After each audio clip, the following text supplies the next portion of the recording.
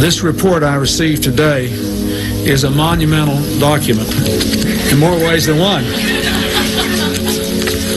But it is a very, very important piece of America's history, and it will shape America's future in ways that will make us a more honorable, more successful,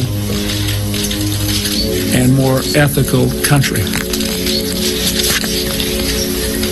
What this committee learned, I would like to review today with a little more detail than Dr. Faden said, because I think it must be engraved on our national memory.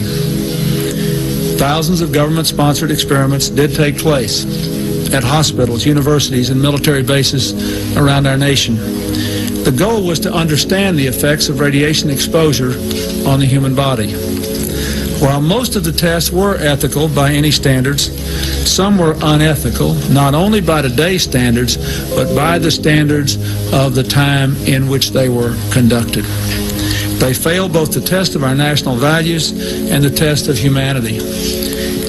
Informed consent means your doctor tells you the risk of the treatment you are about to undergo.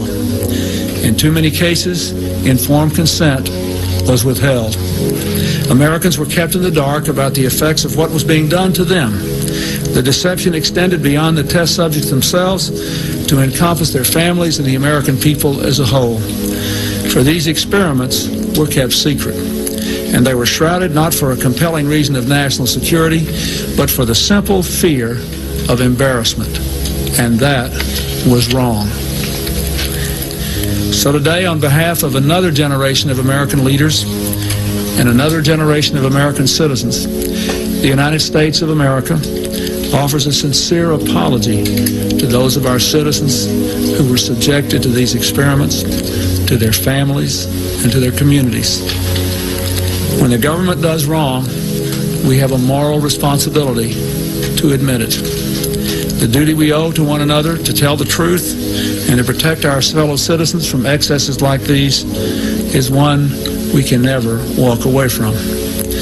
Our government failed in that duty, and it offers an apology to the survivors and their families, and to all the American people who must be able to rely upon the United States to keep its word, to tell the truth, and to do the right thing. Make no mistake, as the committee report says, there are circumstances where compensation is appropriate as a matter of ethics and principle. I am committed to seeing to it that the United States of America lives up to its responsibility. Our greatness is measured not only in how we so frequently do right, but also how we act when we know we've done the wrong thing, how we confront our mistakes, make our apologies, and take action.